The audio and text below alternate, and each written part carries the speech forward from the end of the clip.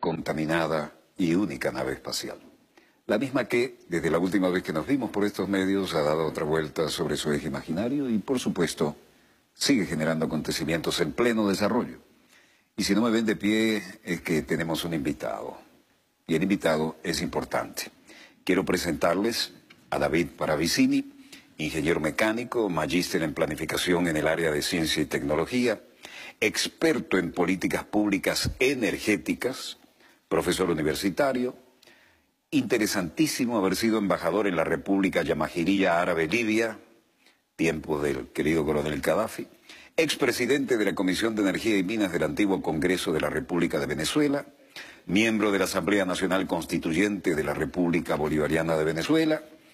Y esto nos trae a un diálogo que promete y mucho, dada su experiencia, su formación académica y sus horas de vuelo. Bienvenido, doctor. Muchas gracias por la invitación. Y quisiera recordar, ya que estuvo como embajador en la República Árabe Yamajirilla, Libia, aquellos tiempos del querido y recordado coronel Gaddafi. ¿Cómo le fue por allá en aquella época? Bueno, la primera impresión que no había ido a un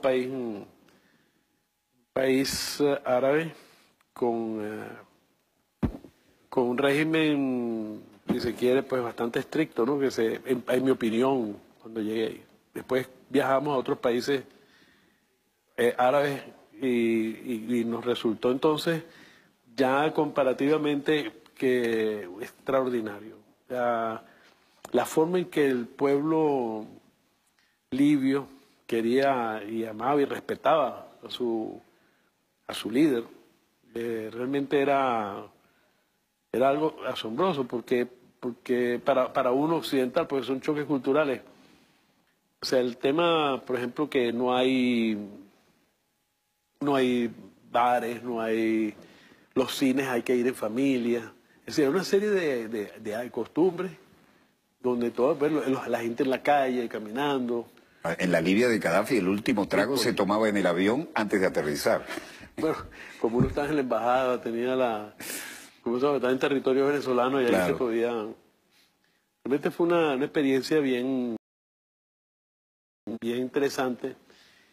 Ese año 2005 fue el año donde el presidente Chávez además dio el cambio y empezó a anunciar el socialismo.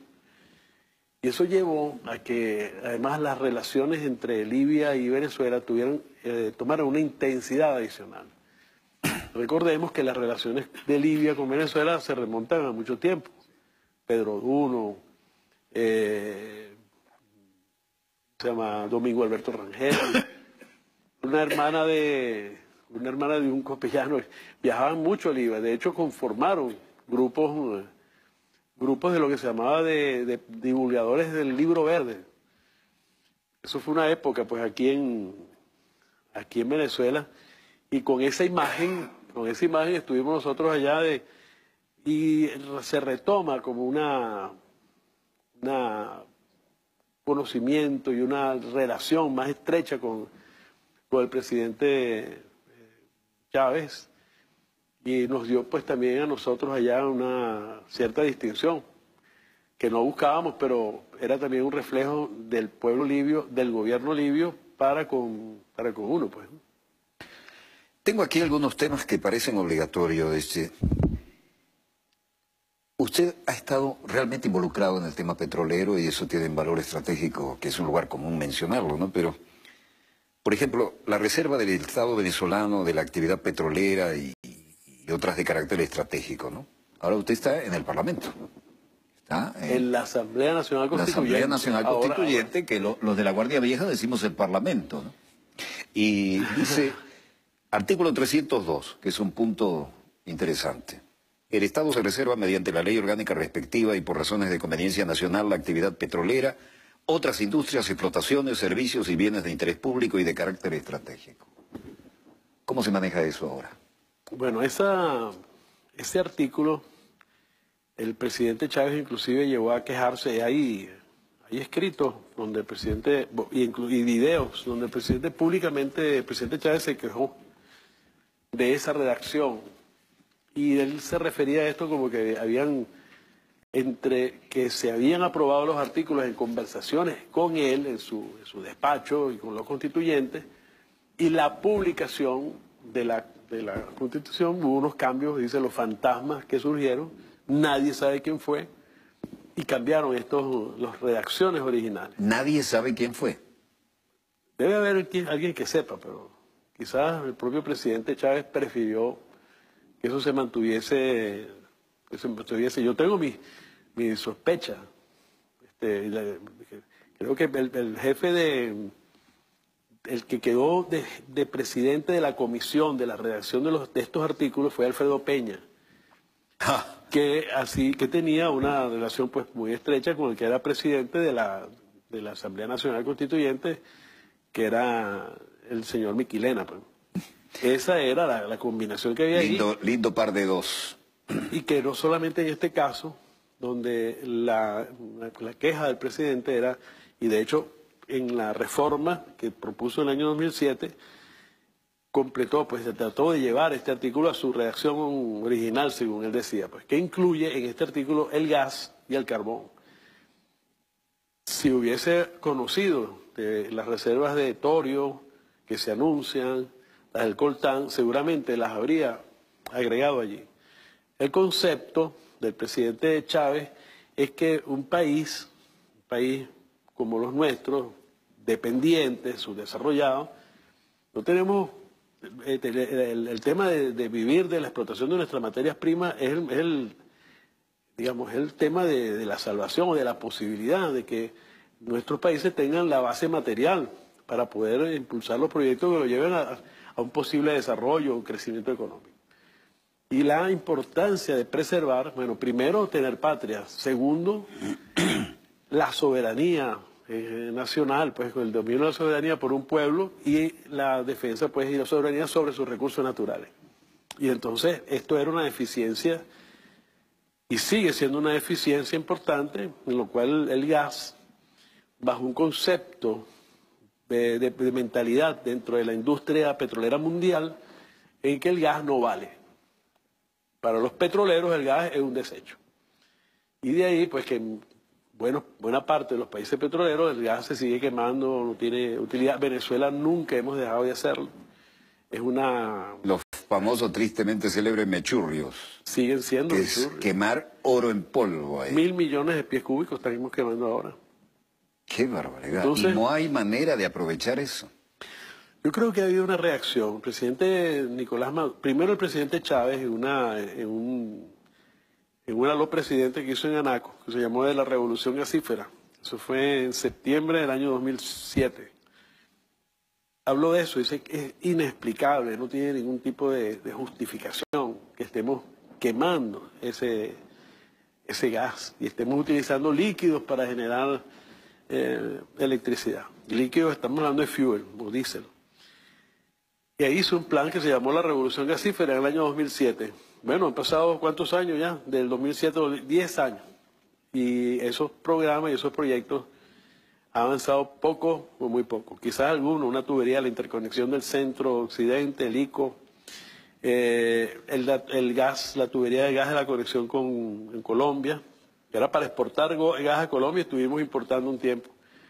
Y estuvimos importando gas. En lugar de exportarlo a Colombia. Sí, señor. Así Explíqueme esa años. ridícula circunstancia histórica. Sí, pero eso, mira, bueno, yo creo que uno puede empezar a atar caos y hay investigaciones que pueden llevarnos a otras cosas, pero conocí gerentes de PDVSA, no están ahorita, que le reclamaba esto. Yo decía, mira, desde hace muchísimo tiempo en Europa, en Estados Unidos, nadie que esté en la industria, en el terreno de la energía, nadie que maneje conceptos, que tenga los conceptos básicos de la termodinámica, se le ocurre generar energía eléctrica con líquidos, porque los costos son las comparaciones que están, inclusive las hacían, pero fue demostrado, ¿no? Esa cosa que tenemos los ingenieros mecánicos demostrados. Es como prender la parrillera el domingo, que en vez de utilizar un periódico, utilizar un billete de $100. Es el equivalente del derroche. Es decir, para algo como como prender la parrillera, en vez de usted usar un papel de periódico, utilizase un billete de 100. Pues es la comparación, lo que valen los líquidos del petróleo y la comparación con gas natural, que es el gas que tenemos nosotros también en mucha abundancia. Pero es la mentalidad, porque el gas no vale. Así fue cuando estuvieron aquí la Shell, estamos hablando de los años 30, que se gasificó Maracaibo. De Maracaibo la gasifica la Shell. Y el tema era, bueno, porque para hacer un tipo de relación con los vecinos, la presión de un gobernador que tenía don Vicente Gómez allá y que entonces pues le hicieron esos gasoductos. Pero en general el gas siempre en Venezuela estuvimos de espalda al gas y hoy todavía es así. Ha habido, como te dije, un reclamo y una presión del presidente Nicolás Maduro con respecto a los proyectos de gas. Se están terminando de hacer unas tuberías para que las plantas en Occidente que están funcionando con diésel ya cambien, porque son sistemas duales. Son máquinas que se compran y ya pueden funcionar con diésel o con gas. Hay algunos que llaman ciclos combinados, que trabajan con vapor, que además es la forma más limpia de producir. Pero bueno, en general tenemos esa rémora, ¿no? Aquí en Venezuela con el tema del uso del gas. No creo que haya sido la situación para este capítulo del gas, dejarlo afuera, porque ese mismo año que se discutía la Constitución, también se elaboró la ley de los hidrocarburos gaseosos. Aquí en Venezuela tenemos una ley para los hidrocarburos gaseosos y otra para los líquidos, para petróleo. Y uno dice, bueno, pero qué detalle, ¿no? Y bueno, es que con esta ley de gas permite, y está vigente la ley, le permite al gobierno venezolano contratar exploración, explotación, transformación, todos los procesos que tienen que ver con el gas, con empresas extranjeras, sin que tengan ningún otro compromiso que pagar una regalía del 18%. ¿Y por qué 18? Mira, es una pregunta. ¿Por qué el 18? ¿Por qué no 20? ¿Por qué no 10? 22, o igual que el petróleo, que llegó a ser el 30% en la ley de hidrocarburos. Esos eran los parámetros que eran los más bajos en toda América Latina. Así estaba Bolivia, tenía en su ley de gas, la ley de petróleo, la regalía del gas era del 20%. Aquí inclusive la bajaron 2 puntos. Todas esas cosas las estuvimos viendo, no tenía ninguna razón aparente, sino que abrir un espacio para que las grandes petroleras, y de hecho entonces aquí llegaron la Statoil, Chevron Texaco, y comenzó todo un plan de desarrollo de la explotación del gas de la plataforma del Tana y de lo que es el norte de Paria, que habían sido considerados grandes yacimientos de gas. Hace tiempo que no suena la del Tana, ¿eh? Sonaba como algo de las grandes ligas, ¿no? Lo que pasa es que el gas, con lo del fracking, entonces el gas en Estados Unidos, el gran comprador de gas licuado era Estados Unidos. Pero la práctica del fracking, uno de los principales, aparte del petróleo, pero uno de los principales productos que se extrae es el gas. Y ese gas desplazó, es gas natural. Y el costo del gas natural es infinitamente menor que el de gas licuado, por los procesos. Pues. El gas licuado tiene que extraerlo como gas, licuarlo, planta de licuefacción, el transporte de gas licuado y luego la gasificación de ese gas. Ahora, el fracking, si no me equivoco, es la destrucción con explosiones en capas profundas de capas geológicas para poder liberar algo de gas, ¿no? Gas o líquido, ¿no? O líquido, lo que venga primero. Y hay unas tuberías como que fungen pues de aspiradoras, pues.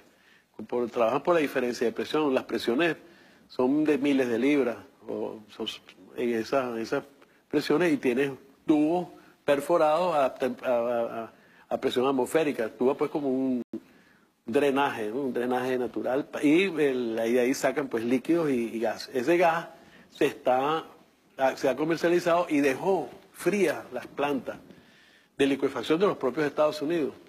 Y el negocio del gas licuado que se vino abajo. Pues. Entonces los precios del gas se vinieron al suelo. Trinidad y Tobago, que ya estaban explotando la plataforma del Tana, no la plataforma del Tana, el lado atlántico de esa región, vamos a hablar de esa región petrolera. Bueno, también ahora están procesando petróleo venezolano, son grandes aliados nuestros.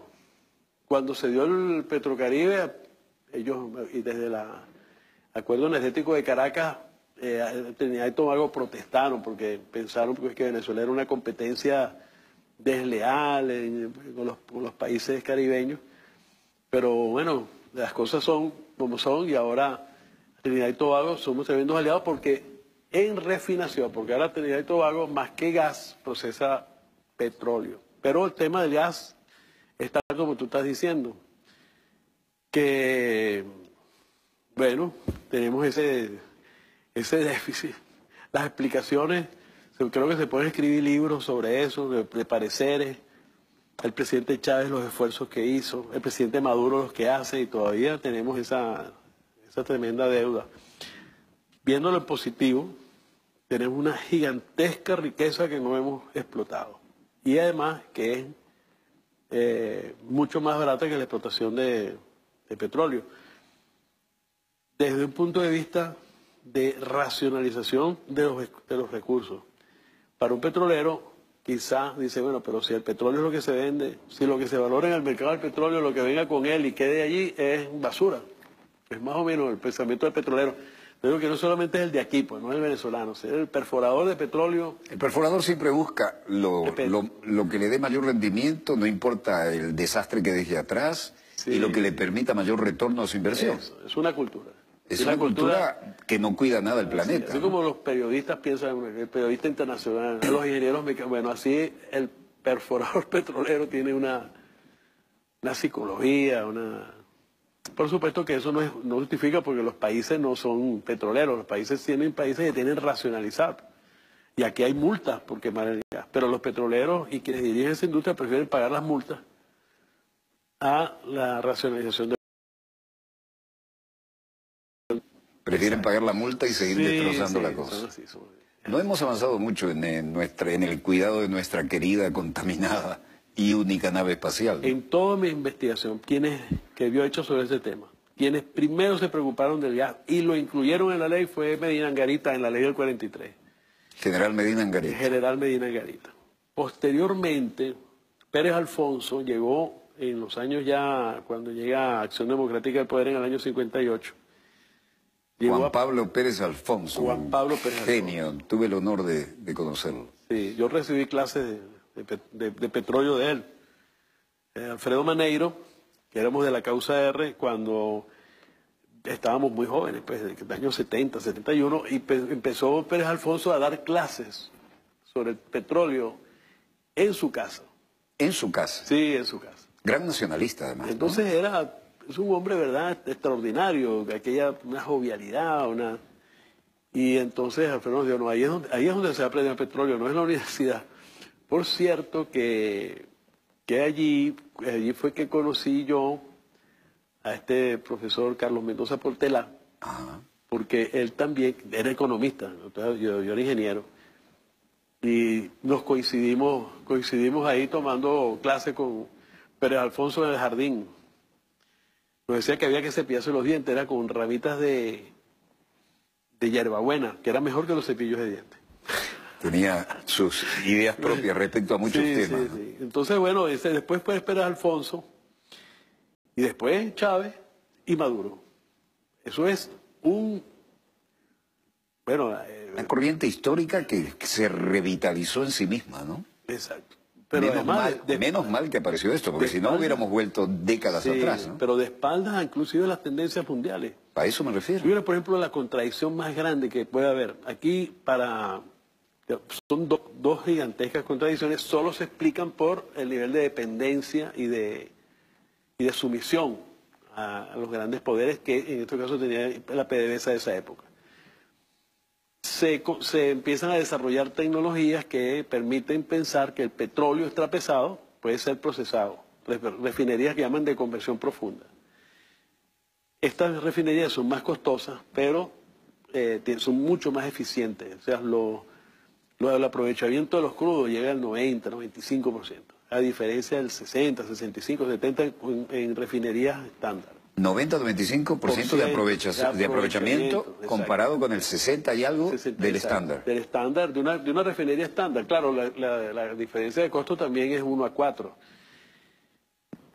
Pero en el caso entonces, cuando vamos a explotar el bitumen, la faja bituminosa, o sea que viene la invitación a que se explote la faja bituminosa del Orinoco, lo que se piensa y se trae para mejorar ese crudo extra pesado, o sea, se hace inversiones para mejorar el crudo y exportar crudos mejorados. O sea, no refinar el crudo y exportar productos elaborados. Es decir, Con valor agregado, porque además. no exportas gasolina, porque no exportas diésel, porque no exportas nafta, jet fuel, bueno, todo esto, pues no. En bruto. Es una inversión enorme para exportar crudos mejorados. Seguimos unos exportadores de un petróleo más liviano. Y ahí hay una relación de dependencia. La tecnología es de la Fluor. No es de la Fluor. Ya te voy a decir de quién es. Y pero lo otro es que esa tecnología que tenemos para mejorar el crudo inyecta gas. O sea, gas que sacamos de producción y lo llevamos para romper las cadenas, y entonces esas cadenas de gas con el petróleo produce un desecho que es el coque, que sigue siendo el remanente de energía. O sea, entró un crudo de 8 grados, 10 grados API, sale uno de 18, y esa energía, esa cantidad de petróleo, pues, que se sacó, de cadenas de carbono que se sacaron de ahí, va hacia la formación de una piedra, ¿no?, que es el coque. Recuerdo. En el mundo ya, para esa época, el tratamiento del bitumen o de crudos extrapesados era el tratamiento con oxígeno, con hidrógeno, que deja como resultado no el coque, sino el gas. Y eso no es por otra cosa, sino que el gas en países como Canadá, en países desarrollados, el gas es realmente una fuente energética, porque el gas metano... Sobre todo los países con los inviernos crudísimos, ¿no? Pero el gas metano es un valor porque en el sitio donde está. Claro. Si llevarse a otro sitio hay que hacer los procesos de licuefacción y luego de gasificación, que encarece muchísimo, pero es una verdadera ventaja contar con gas metano en estos países. Bueno, aquí realmente el gas lo hacemos para producir un coque, que no sé si has ido a Barcelona, o pasar por esa carretera, que es esas montañas de coque, pues. No, incluso el coque en Inglaterra y los países de la influencia inglesa también se utilizaba como un derivado de calefacción en los inviernos duros, ¿no? Pero vamos a hacer un breve corte y volvemos con más acontecimientos en pleno desarrollo y profundizaremos en esta verdadera clase magistral sobre cuál es la realidad en la energía sobre la que estamos realmente basando nuestro pasado, nuestra historia, y tenemos que prevenir nuestro futuro inmediato. Breve corte y volvemos de inmediato con más acontecimientos que hoy están aquí en pleno desarrollo. Ya volvemos.